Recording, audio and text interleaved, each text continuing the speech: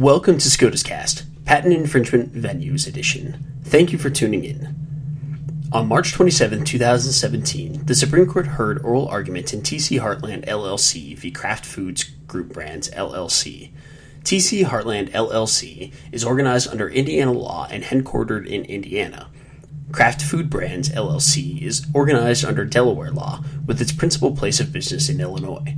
Kraft sued Heartland in federal district court in Delaware, alleging that products Heartland shipped to Delaware infringed on Kraft's patents for similar products. Heartland moved to dismiss the claim, arguing that the federal court in Delaware lacked the necessary jurisdiction over Heartland's person, that is, personal jurisdiction. Alternatively, Heartland sought transfer of the case to a venue in the Southern District of Indiana. The district court denied the motion to dismiss, holding that Heartland's contacts with Delaware were sufficient to justify the exercise of personal jurisdiction. The court also denied the request to transfer venue, citing precedent in the U.S. Court of Appeals for the Federal Circuit, indicating that under 28 U.S.C. sections 1391 and 1400, venue for a corporate defendant, including in a patent infringement suit, is proper in any district in which the defendant is subject to a federal court's personal jurisdiction. Heartland then sought a writ of mandamus from the Federal Circuit ordering the district court to dismiss the case or transfer venue, arguing that Heartland did not reside in Delaware for purposes of the patent venue statute, 28 U.S.C. section 1400. The Federal Circuit denied the writ, indicating that the lower court had acted properly and that Congress's 2011 amendments to the venue statute did not provide cause to change the Federal Circuit's prevailing interpretation of the statute. The question now before the Supreme Court is whether the patent venue statute, 28 U.S.C. section 1400b, which provides the patent infringement actions, may be brought in the judicial district where the defendant resides, is the sole and exclusive provision governing venue in patent infringement actions. It is not affected by the statute governing venue generally, 28 U.S.C. section 1391, which has long contained a subsection C that, where applicable, deems a corporate entity to reside in multiple judicial districts. To discuss the case, we have J. Devlin Hartline, who is Assistant Director, Center for the Protection of Intellectual Property, and Adjunct Professor, Antonin Scalia Law School, George Mason University. As always, the Federalist Society takes no position on particular legal or public policy issues. All expressions of opinion are those of the speaker. And now, Professor Hartline. What makes the case so interesting is that the Supreme Court's decision could affect not only where practicing entities like Kraft Foods can sue for patent infringement, but also where non-practicing entities, the so-called patent trolls, can sue alleged infringers. Despite the fact that neither party to this case is by any means a patent troll, commentators quickly noticed that its resolution could keep many trolls out of the Eastern District of Texas, a supposed hotbed of troll activity. Indeed, many amicus briefs have been filed pointing out the broader policy implications of the case. And of course, there have been recent legislative attempts to rewrite the venue rules for patent owners. Assuming the Supreme Court declines to change the rules in this case, it's pretty safe to assume that Congress will once again propose such changes. While this case has interesting headline-grabbing ramifications for patent trolls, it is at heart a somewhat boring matter of statutory interpretation and the history of procedural law. My discussion will focus primarily on the legal issues in the case. I'll start with a brief explanation of how we got to where we are today, and then I'll turn to the parties' specific arguments before the Supreme Court. On January 14, 2014, Kraft Foods sued TC Heartland in the District of Delaware for patent infringement. Heartland sold drink enhancers, concentrated liquids used to flavor drinking water, under the Refresh brand, among others. Kraft alleged that the containers used by Heartland to dispense these drink enhancers infringed 3 of its patents. Kraft is incorporated in Delaware with its principal place of business in Illinois. Heartland is incorporated in Indiana with its principal place of business in Indiana. Kraft argued that venue is proper in the District of Delaware pursuant to 28 U.S.C. 1391c, the general venue statute, and 28 U.S.C. 1400b, the patent venue statute. These 2 venue statutes are at the heart of this case. Traditionally, venue rules protect defendants from the inconvenience of traveling to remote destinations, far from the residence or the locality where the underlying acts took place. The general venue rules, which dictate the appropriate district courts in which an action may be brought, are found in Section 1391. 1391B includes substantive venue provisions, which establish venue in most federal civil suits. 1391C, by contrast, defines the residency of defendants, quote, for all venue purposes. At issue here is whether 1391C2, which provides that a juridical entity, such as a corporation, shall be deemed to reside in any judicial district in which such defendant is subject to the court's personal jurisdiction.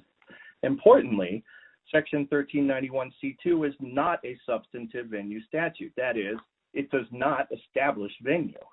Instead, 1391C2 merely defines where a corporate defendant resides, and that definition is then applied to substantive venue provisions like the ones found in 1391B. The question in this case is whether the residency definition in 1391C2 applies to 1400B, the substantive venue statute for patent infringement suits. 1400B provides any civil action for patent infringement may be brought in the judicial district where the defendant resides. If the residency definition in 1391C2 applies to 1400B, then patent owners can sue for infringement wherever a district court has personal jurisdiction over a corporate defendant, potentially in every judicial district for nationwide enterprises. In June of 2014, Heartland filed a motion to dismiss in the district court and asked for a change of venue from the District of Delaware to the Southern District of Indiana. Heartland argued that not only did it have no offices in Delaware, only 2% of its products were shipped into that state. Furthermore, Heartland argued that resides in 1400B refers only to the state of incorporation, and it is not to be supplemented by the residency definition in 1391C2. More than a year later, in September of 2015, the district judge denied Heartland's motion to transfer. The district court held that 1391C does apply to 1400B and that venue is appropriate for a defendant in a patent infringement case where personal jurisdiction exists. Heartland then turned to the Federal Circuit in October of 2015 for a writ of mandamus, ordering the district court to either dismiss or transfer the case. Heartland again argued that it does not reside in Delaware under 1400B. Numerous amicus briefs were filed in the Federal Circuit supporting both Heartland and Kraft. In April of 2016, the Federal Circuit denied Heartland's petition for a writ of mandamus, at one point stating that Heartland's venue arguments were, quote, utterly without merit or logic. The Federal Circuit reasons that 1391C, quote, expressly reads itself into the specific statute 1400B and that it only operates to define a term in 1400B. Having lost at both the district court and the Federal Circuit, Heartland next turned to the Supreme Court in September of 2016 for a writ of certiorari. Numerous amicus briefs were again filed supporting both parties. Despite the somewhat strange procedural posture of the case, a denied writ of mandamus on a denied motion to dismiss or transfer, the Supreme Court granted cert in December of 2016. Turning to the brief for the petitioner, Heartland's primary argument focuses on the Supreme Court's 1957 opinion in Forco Glass, where the court explicitly held that the patent venue provision in 1400B is not to be supplemented by the provisions of 1391C.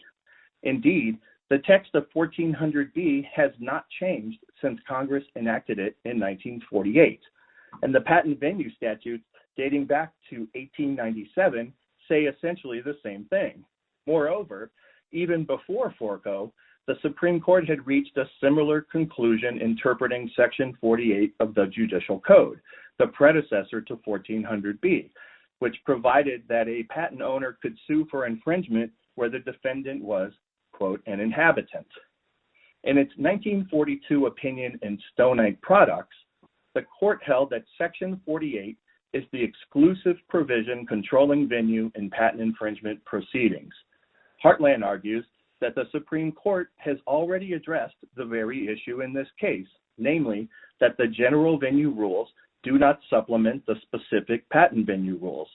However, The monkey wrench in the modern doctrine traces back to the Federal Circuit's 1990 opinion in V.E. Holding, where the appellate court held that the 1988 amendments to Section 1391C legislatively overruled FORCO.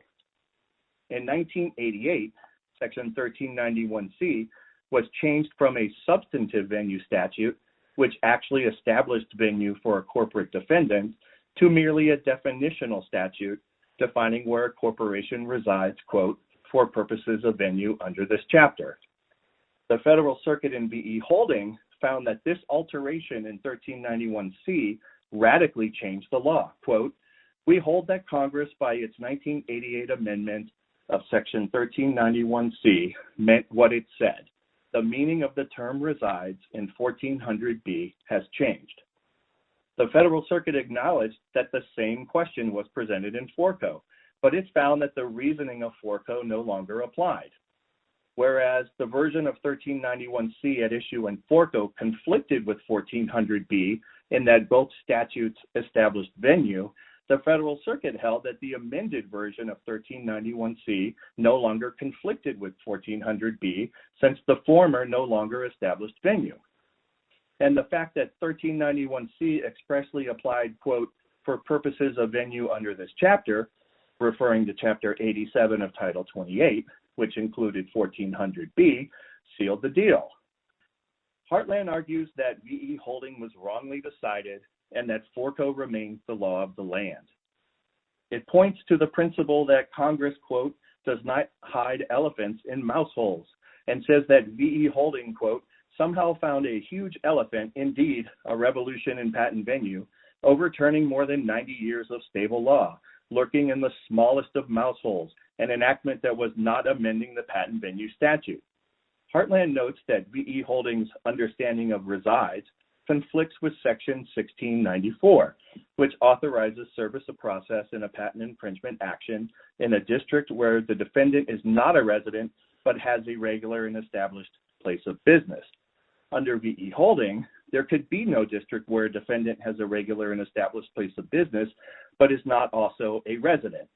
Likewise, Heartland argues that the second half of Section 1400B is rendered superfluous for corporate defendants, since a corporate defendant will have a regular and established place of business wherever it resides. Heartland submits that the Federal Circuit's broad read of the patent venue rules, quote, has rendered patent plaintiffs uniquely able to file suit in districts chosen for their geographical remoteness from a defendant and for local norms and practices that tend to favor patent plaintiffs in various ways. It argues that the Federal Circuit's revisionist interpretation of Section 1400B has led to, quote, serious abuses of forum shopping, despite Congress's intent to prevent such abuses of nationwide venue and patent infringement litigation. Finally, Heartland contends that the 2011 amendments to Section 1391C repealed the very statutory language, quote, for purposes of venue under this chapter, upon which V.E. Holding rested. Moreover, the 2011 revision added a new subsection indicating that it applies, quote, except as otherwise provided by law, which Heartland contends includes the Supreme Court's precedent in FORCO. According to Heartland, since the Federal Circuit is an inferior appellate court, its holding in V.E. Holding was not settled law when 1391C was revamped in 2011. Turning to the brief for the respondent, Kraft responds that the question presented is answered by the 2011 amendments to 1391C. It argues that Congress did not intend, as Heartland suggests, to define residency, quote, for all venue purposes except patent venue purposes. Kraft contends that because Section 1391C's definitions of residence apply for all venue purposes, those definitions supply the meaning of the term resides as used in Section 1400B. Quote, it really is that simple. Kraft points to the history of the 2011 amendments, which emerged from a years-long reform project spearheaded by the American Law Institute, or ALI. According to ALI, it recommended, quote, sweeping revisions to 1391C in order to provide uniform definitions of residence that would apply to venue statutes throughout the U.S. Code.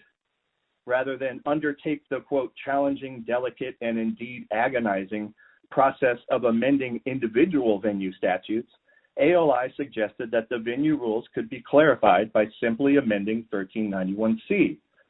ALI noted that special venue statutes would not be displaced, as indicated by the prefatory phrase, quote, except as otherwise provided by law.